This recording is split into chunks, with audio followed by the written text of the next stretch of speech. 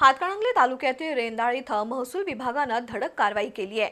परवाना आणि रॉयल्टी भरली नसल्याच्या कारणावरून 6 खडी क्रशर सील केले। ही कारवाई इचलकरंजी प्रांताधिकारी दीपक शिंदे आणि अप्पर तहसीलदार महेश खिलारी यांच्या आदेशानुसार मंडल अधिकारी प्रदीप शिंदे आणि तलाठी हेमलता शेडशाळे यांनी केली।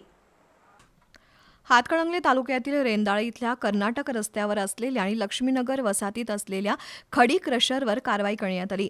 परवाना आणि रॉयल्टी भरली नसलेले 6 खडी क्रशर सील करण्यात आले। इचलकरंजी प्रांताधिकारी दीपक शिंदे आणि अप्पर तहसीलदार महेश खिलारी यांच्या आदेशानुसार ही कारवाई झाल्यानं परिसरातील खडी क्रशर व्यावसायिकांमध्ये खळबळ उडाली आहे। मार्च महिन्याच्या पार्श्वभूमीवर ही कारवाई झाली। यावेळी क्रशर मालक अबूबकर डांगे, संजय नाईक, चारुदत्त सुतार, अतुल करडे, शिवराज पाटील आणि शांतिकुमार पाटील अशा 6 जणांचे क्रशर सील करण्यात आले।